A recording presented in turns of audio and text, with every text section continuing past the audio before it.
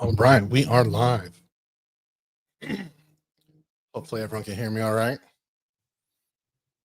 And we are going to have a quiz question, but it's not multiple choice. We'll see if everyone's picked up on something that I picked up on today. But welcome. I'm Fig. My friends call me Fig. Yeah, so we're going to have a live stream today. And I started a Patreon where I'm putting a lot of files and a Discord and all that stuff together. Figured it was time to get my act together and start making some of the things that I create more accessible, some of the scripts or PowerPoints, things like that. And yeah, we will. I think I sent the link in the chat for the Patreon that gives you access to the Discord and all the files and screenshots that I get sent and save. So feel free to join us there. And I rewatched one of the interrogation videos today. And I don't know, probably everyone else picked up on this already. I might be the last one to pick up on it, but I just want to see what you guys think. Hopefully you can hear me okay. No one's saying anything like I can't hear you. So I'm assuming it's all good. But I'm going to play this little clip and thought that it was interesting. And the hint is kind of what the thumbnail shows with the witnesses and what he says about that. But he says something very incriminating to his timeline. All right, good. So let's play and let's see. Let's take a look at it together.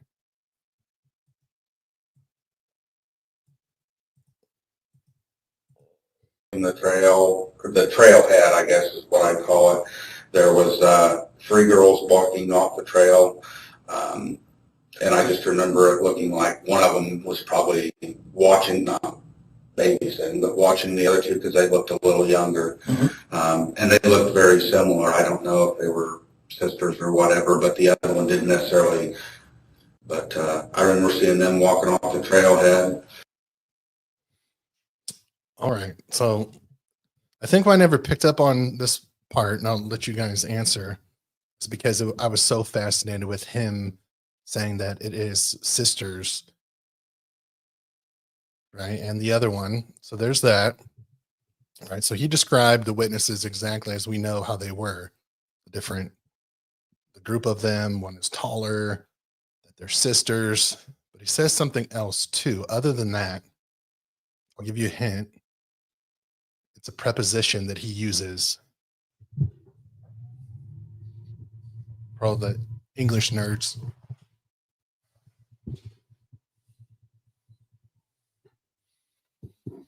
So there's an incriminating preposition that he uses. What is it? Deb, I have my money on you that you're going to get this. So prove me right.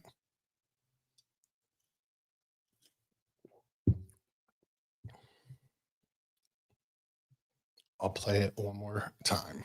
When I was approaching the trailhead, I guess is what I call it, there was 3 girls walking off the trail, and I just remember it looking like one of them was probably watching, not babysitting, but watching the other 2 because they looked a little younger. And they looked very similar. I don't know if they were sisters or whatever, but the other one didn't necessarily. But I remember seeing them walking off the trailhead. What's the last sentence he said?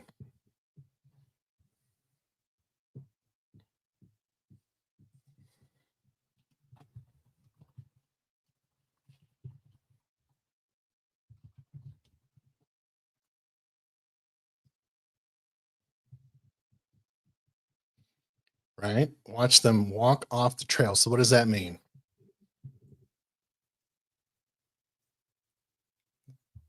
So one more time, that's the answer. Now listen to it knowing that that's the key, is walked off the trailhead. And what does that tell us about Rick Allen's timeline?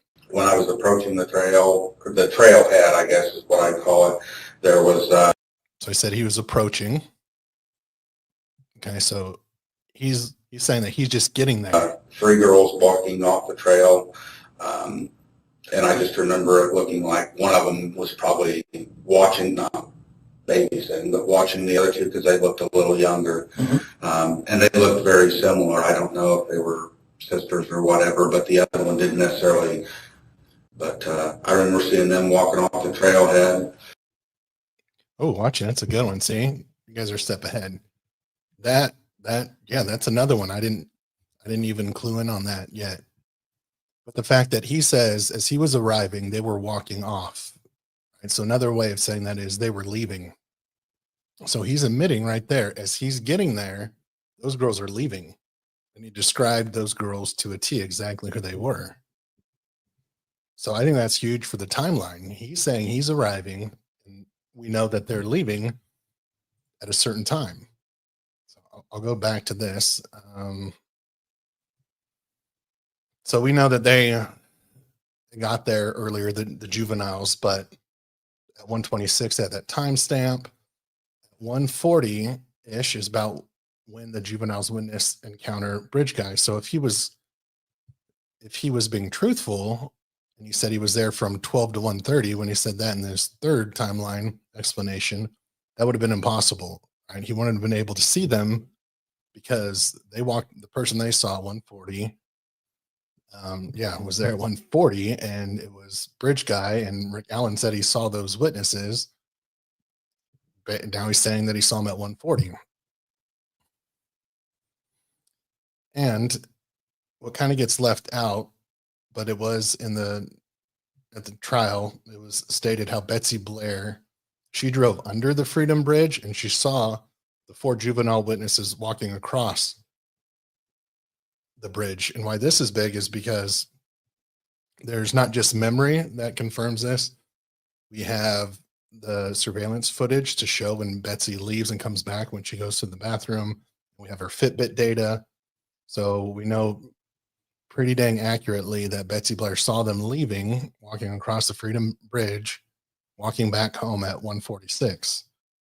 So it matches up with the 140 is when 140-ish is when the witnesses walked across as they're leaving. Rick Allen is approaching.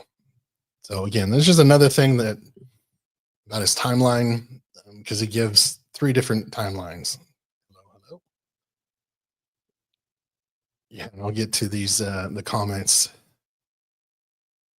Yeah, that he was watching the girls, and he described those girls very meticulously. Like he was paying attention to those girls. I mean, he's being asked this 5 years later. How the heck would you remember one was babysitting the other and one was taller? I can't remember that about just random girls I walked by 5 years prior. That seems very odd. But I guess the point I was making too is I didn't pay attention to how much he really confirmed his timeline by saying he was leaving, that he was arriving. He said that while these girls were leaving. So we know that he was arriving, around at least by 140, 130. So it shows that this number 2 timeline here is correct. I was walking up. Right. The girls, yeah, he wasn't talking about Libby and Abby there. I think that's why he made a big deal about saying 3. He didn't see 2 girls, right? So he's downplaying a lot of it where he can't be too specific and exact because remember, he had to act like he wasn't paying that much attention because they're going to ask him the question, well, did you see this bridge guy? Like, I was on my phone. I wasn't paying much attention. There's 4 girls. There's 3 girls, maybe 4. Like he kind of didn't say, oh yeah, for sure there was 3 girls. Right. So he's kind of downplaying stuff. Yeah, I think the fact that he came forward, I agree, is that he knew witnesses saw him. And I think that's why he had to admit that he was on that first trestle, as he calls it, but the first platform of the bridge, because he knows that Betsy Blair saw him there. So he only came forward about things where a witness was there or witnesses were there to confirm. Right. And he's like, I only barely went across the bridge. I didn't go the whole way. I just went part of the way. How's everyone doing? Brian, nice to see everyone in here. But yeah, these are the three timelines. First one was when they went into the sheriff's office. I don't know why I said 1 to 3, a couple of days after the murders, and then Doolin helped them remember, and they put in about 1:30 to 3:30 because maybe he said to him, "Oh, there's these girls passing." Well, I already, oh no, I guess he didn't know about the girls at that time. But yeah, here's 3 different timelines. So this live stream is about some of the lies that Ricky told, and I was going through because I know this kind of gets misquoted. I don't think anyone does it on purpose, but I just can't remember because there's so many documents that came out. And Deb, it's lemony, right? So this was in the motion of lemony. I looked at it again, and what this was. Remember when the state, and this is common for every trial, they try to exclude certain information that the defense may bring up that's just irrelevant to the case. And this is where they had that pre-trial hearing to try and show a nexus. Some people think that, or will say that Nick McClelland tried to get rid of all the geofencing data, but that's not what he said. He said he wanted to get out the geofencing data that was not relevant to the case. My understanding was there was geofencing that was done in 2017 and it wasn't very accurate. So it had stuff from all over the place, and I'll kind of describe that in a few. But as a software that they used, once they got it updated and they redid it in 2019, that it was more accurate. So my understanding was that McClelland was saying, yes, we could, yeah, the 2019 stuff is fine because that's more accurate. But the geofencing from 2017 is all over the place. And it's not very accurate. So so that's why he wanted to get out the geofencing information that would just confuse people. So if that helps or anything, I went back into the motion of limine and found where he talks about it. I don't want to read this whole thing, but let's see.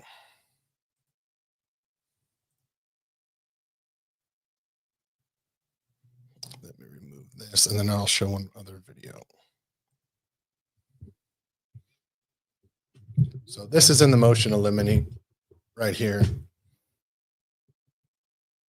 where Nick McClelland does not ask for all the geofencing data to be excluded at trial, only the data that is not relevant.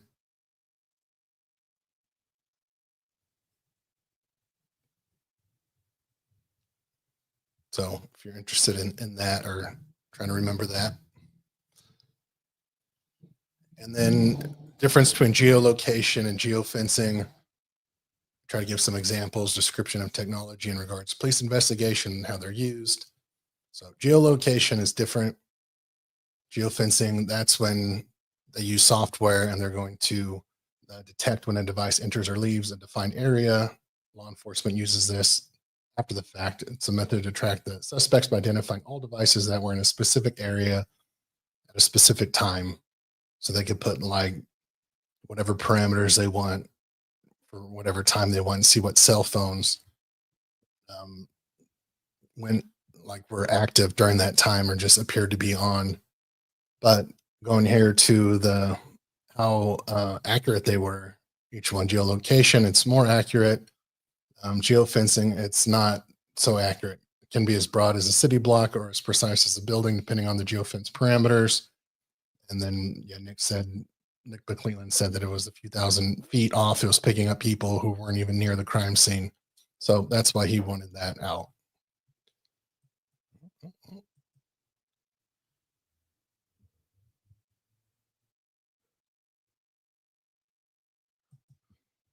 Yeah, so he didn't have his phone out on the trails. So talking about the lies that he told, first he said he had a stock ticker out there, but that's not true. He didn't have his phone out there. Otherwise it would have popped up.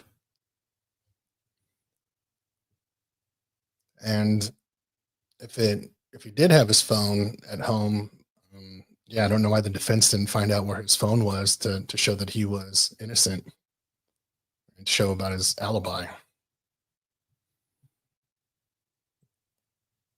So yeah, I'm doing this live stream, and then for members only, I'm going to do a second one just for members only and for people who are on my Patreon. And we're going to talk about kind of his what we learned about his mental health and just some of the things that he said during the confessions to Dr. Walla, and then about his the police incident in 2015 when they went to his house just to make the peace between him and Kathy. All right. So, yep, he lied to his wife about being on the bridge. That was a big one where he never told her until the interrogation when she was brought in the room. I think that was pretty big. I have that in my video. Well, that's interesting, Frank. What's up, Frank? How you doing, sir? I want to thank Frank for all of his coverage and him going to the trials, along with a lot of other people who were actually going to the trial, getting information, reporting out on it, and being objective. And yeah, that's how it was no shock to people who followed people who didn't have an agenda. Were like not surprised that he was going to be found guilty. So thanks, Frank, for that. Burner phone, I think that would have came up in geofencing. Well, it would have, and I think the defense would have used that, and then that would have been more of a nexus, like, hey, there's an unidentified phone out there. But Nick said they were able to identify all of the phones that were out there. The only all of the phones. So Rick didn't have a phone out there. There wasn't a burner phone that got turned on.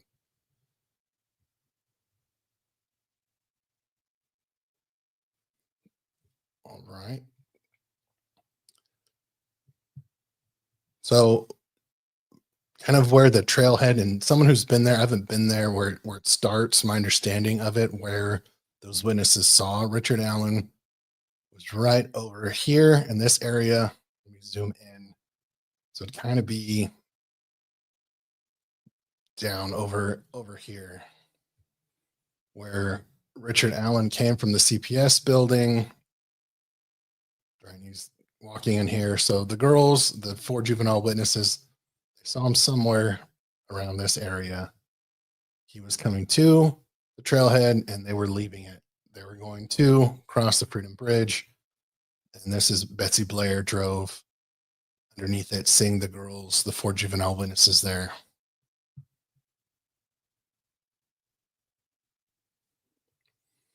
Well, good to see you, Ron.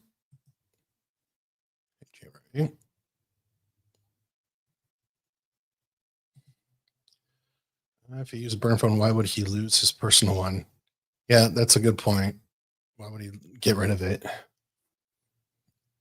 And yeah, I don't know why he got rid of that. I think he got spooked. I think after he gave Dan Doolin the IEN information from his cell phone, he's just like, you know what? I'm just going to get rid of it.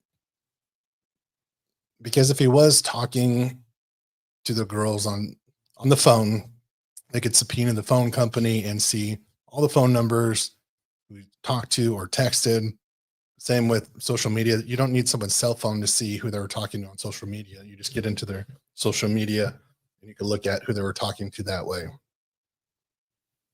So it's a little odd why he did destroy his phone. The only thing I could think of is if he did take out a SIM card and then took it there to take pictures, but I don't know. I think he just got spooked. He was probably looking up things he shouldn't have been. I mean, remember in these 2022 interrogations, they asked him for his phone, and he says, "No, like I'm not an angel." So he didn't want to turn it over, his phone, which I get. But he also didn't want to take a lie detector test. There's also lying. I mean, there's just a lot.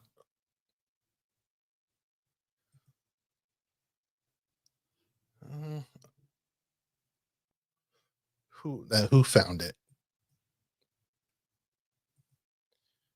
Mustang, Laura, hibernation. What is up? Yeah, it's good to see Ron Logan here making it known that he's alive and well. All right. So yeah, here's the statements of Richard Allen, 2017, saying that he did not see anybody, although he stated he was watching a stock ticker on his phone as he walked. And then 2022, he stated, you have to do dress just like Bridge Guy. He saw no one else except for the juvenile girls. He saw east of Freedom Bridge. What else? Trails, Freedom Bridge. And he went onto the Monon High Bridge. Richard Allen further stated, to watch the fish. So he didn't mention anything about being on his phone this time.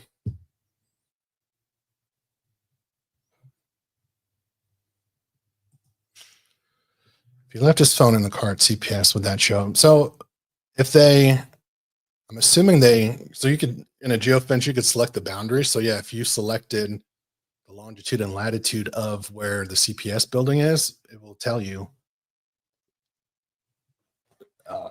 So, and you could do a geofence anywhere you want. So I hope that it's hard to say if they did or didn't, but I would think that they would do that at the CPS building, put in the longitude and latitude there, the parameters of the old CPS building, and then check it there. Right. They would be able to tell through Libby's social media, right, who was talking to her. Yeah, I mean, there's some stuff like Kick and Snapchat where the logs will disappear.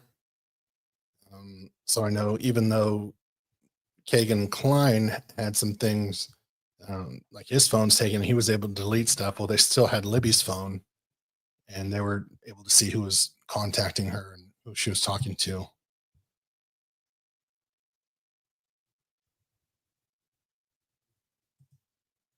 Oh, awesome. Thank you.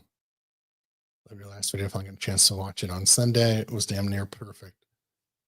Thanks, Lynette. Appreciate it. Yeah, I'm my own worst critic. So there's things I watched it. I'm like, oh, I could have added this, could have did this part better.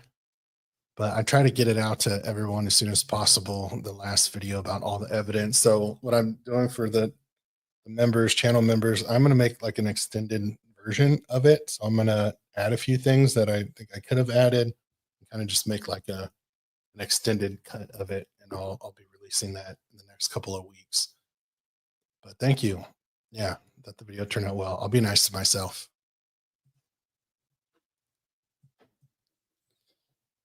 Thank you. Thank you.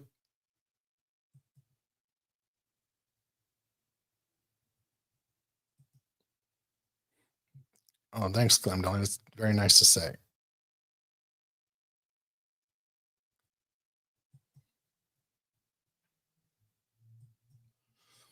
Yeah, I think the jury, I wasn't there, so folks who were there can better state this, but I read at the end of each day, I would read from a few different news articles, everything that kind of went on in the reports, and then watch people like Frank or Aspen or Tom kind of give an overview of what happened in court. And it sounds like the jury asked really good questions. That was impressive, and that sounded new, like a new thing where the jury could ask questions to the attorneys or to the judge or just general questions. I thought that was really cool.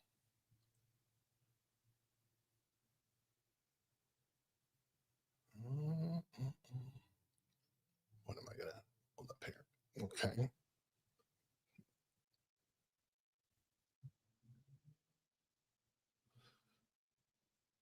Yeah, and the thing about the refusal to lie detector test, I'm not. It doesn't make you guilty, right? But I just thought it was interesting that he refused it after I think he was telling some obvious lies. Here, I'll show one lie. Forgive me. I mean, it's been years, and I thought about it a lot. As time goes on, just like I said, honestly, it amazes me that we're even talking. I mean, it's been so long, and I haven't thought about this much, and it's just like I don't want to be somebody's fall guy. And so here you can hear in the beginning of the clip, he says, I haven't thought about this a lot, and then it's about 20 minutes later in the interrogation, or first he says, yeah, I've thought about this a lot. And then 20 minutes later, he says, nope, I didn't think about it very much. Information on those. So, that's pretty much it. And I mean, I gave him the account. Um, Forgive me. I mean, it's been years, and I thought about it a lot. As time goes on, just like I said, honestly, it amazes me that we're even talking. I mean, it's been so long, and I haven't thought about this much, and it's just like I don't want to be somebody's fall guy. And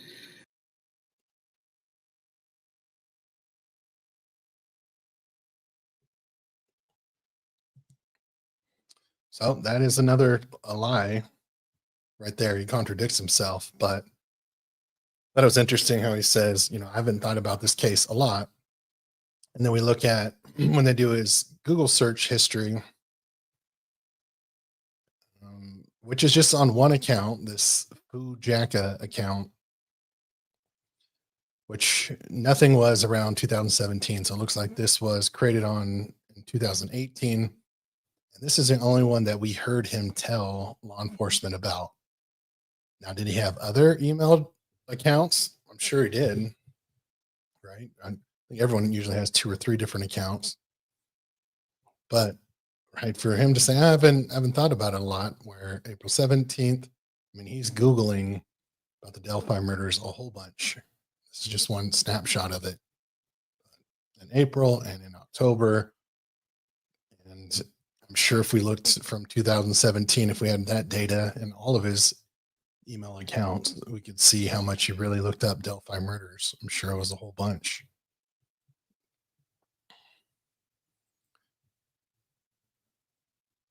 Oh, let me show that.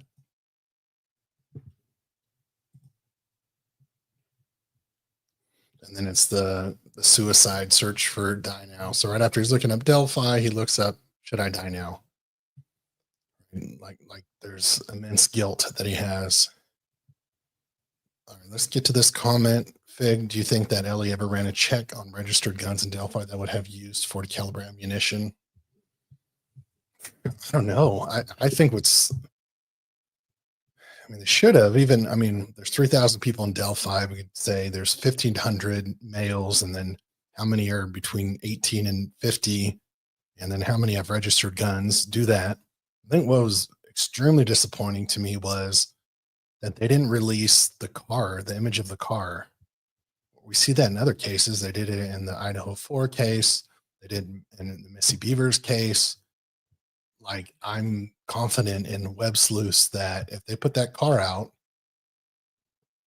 that someone would figure out who was registered to a car that was a hatchback that looked like that.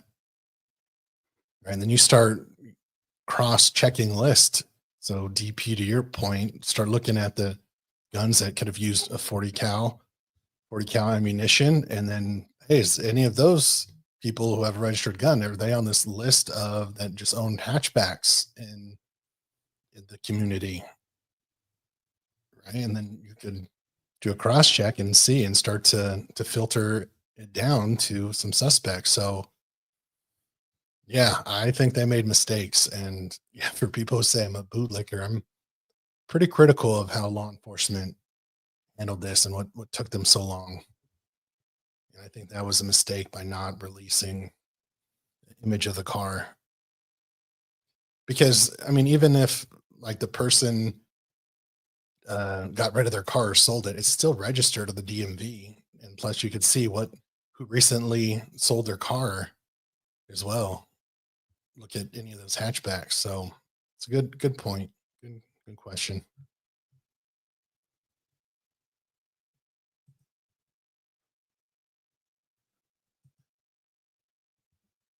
Right.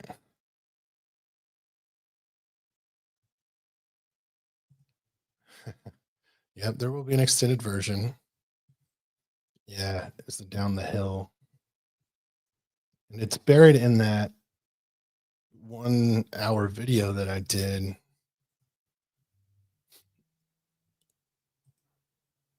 But I kind of did a voice comparison. Let's see.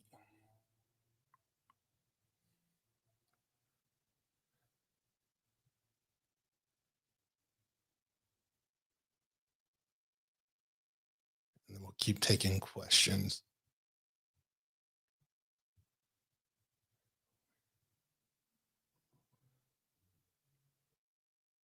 Hmm.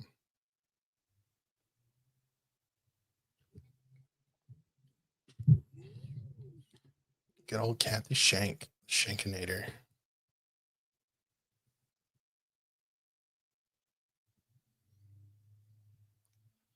Looking for something.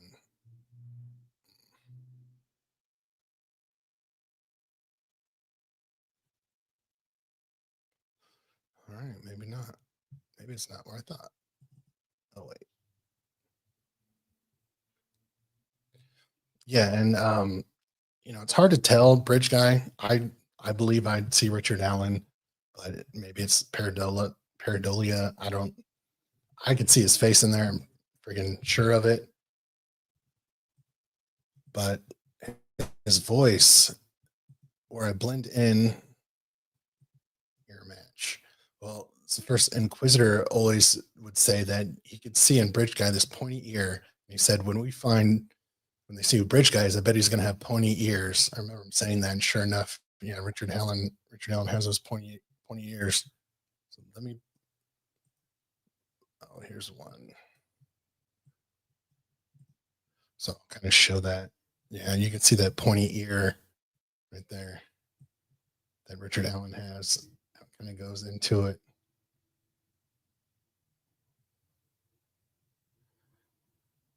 So that's me overlaying Richard Allen's face. So it's definitely cheating a bit. I was just trying to look at that pointy ear that you could see and how Richard Allen's ear is pointy. It's hard to tell. But to me, his goatee is spot on. His nose. I don't know. Looks pretty much like him. Yeah. Already worried about being a fall guy. All right. New member. Thanks for joining. And then, yeah, I'm doing a members only chat right after this. Yeah, we'll go through some comments because I got to get ready for the members only, and I'll answer a few questions, and then we'll do some lives more regularly for sure. I'll be frank. Oh, you don't have to register weapons in Indiana? That is good to know. I did not know that. Okay. Well, I stand by my car thing. Then there's no excuse for not releasing what the car looks like. Yeah, the see-through wheels.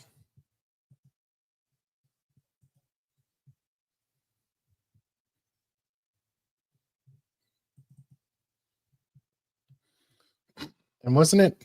I mean, maybe someone knows better. The see-through wheels.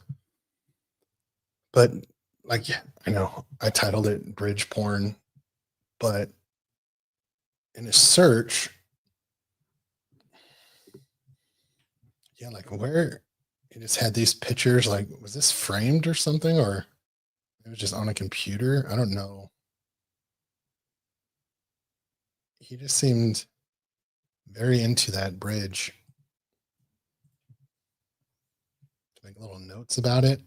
I don't know, kind of a weird relationship he had with the bridge, but that's why I think my theory has always been he used it as a trap.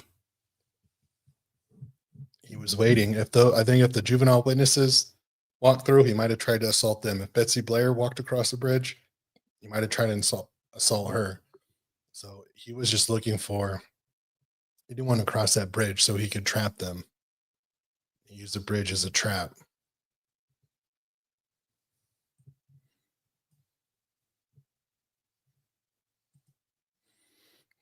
Do you think the missing clothing was kept by him or ditched with the weapon? I bet he. I bet he kept them for a little bit. The same reason why he kept that Smith and Wesson casing in his keep safe box. I bet he did keep them, and then maybe there's too much heat, or he washed them a bunch of times, and there's no DNA. Shit, he might have still had them.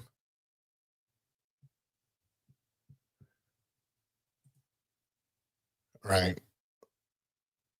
Yeah, they should. I think they should have put more effort in finding out because it was the only car they couldn't identify. Yeah, it could have still stashed somewhere. Yeah, and something spooked him at some point. Don't know what it is that actually spooked him, but I think yeah, he got rid of a lot of the evidence. And glad he didn't get rid of the gun, especially knowing that you don't have to register guns there.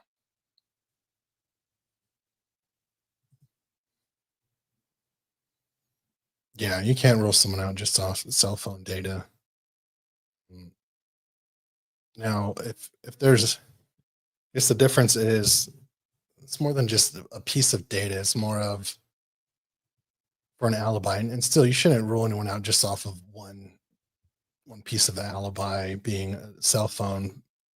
But if someone is there and they're actively like texting people, doing the same behaviors on their social media, and they show that your phone is connected to your Wi-Fi at your house, your IP address is there, and you're doing the same stuff that you normally do, and you're actively going on websites and opening up social media and talking to those people, and they have all that logged, then it's like, yeah, that seems like them. They were probably home, but still, I would never just take one thing and say, ah, that's it. They're cleared. But if it's just a cell phone just pinging at home and it's not actively doing anything, yeah, that's I wouldn't clear anyone just from a cell phone sitting somewhere. Yeah, the timeline nails him for sure. That did it for me. I mean, there's just no one else there at that time. That was a male. It's always what's the one I show. I know there's a few other people who came after females or in Cheyenne, but I ran out of room here, and plus Cheyenne, they're females and they came after. Um, so yeah, I think someone should make a full one of these with everyone who was there that day, their times they were there.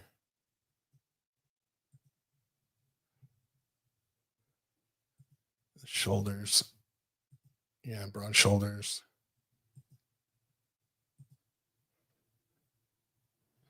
Yeah, his pants kind of being bunched up at the bottom. So I always thought he was short. And then you see Rick Allen in other images, pictures, and his pants are short the same way. There's like little things too that they're not evidence, but when you start adding them up, like what a guilty person would do, they would always park that car in the garage, like Rick Allen does that. He would, um, like he hardly wore jeans out. He would wear like those kind of Adidas track pants or khakis from work, but he wouldn't wear jeans too much. It's hard to find him in jeans. He didn't have social media. He didn't seem like he liked to talk or be in a lot of Kathy's pictures. It's just all those things that are kind of suspicious that don't mean anything in court, but you're like, yeah, that's what a guilty person would do. Yeah, agreed.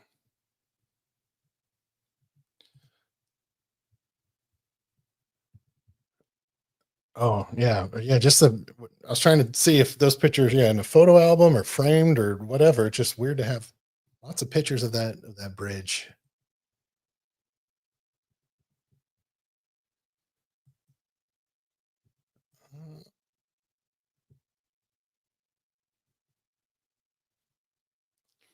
I don't think he has a good chance, but that's just my opinion. Members only live. That's going to be at 3. So I've got to wrap here up here in about 2 minutes and get ready for that.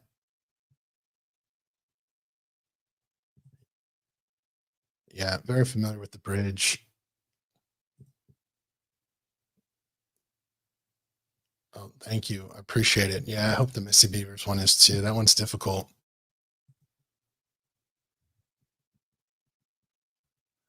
Okay. Well, I appreciate it, and we'll do a new one soon. At 3, I'm gonna do for members only and for the Patreon, and we're gonna talk a little bit about kind of history and just things that we've heard uh, about before he was convicted and some of the things that he said before he was arrested, and just how there was the cops were called to his house in 2015, because you hear a lot of people say, well, he didn't have violent history, so how could this be the guy? Well, we don't know if he had a violent history or not, right? We don't know what he did behind closed doors, so we'll talk a little bit about that. Yeah, I appreciate it, and yeah, leave comments if you're coming out after. I'll give responses, and yeah, we'll do it again. So thanks, everyone.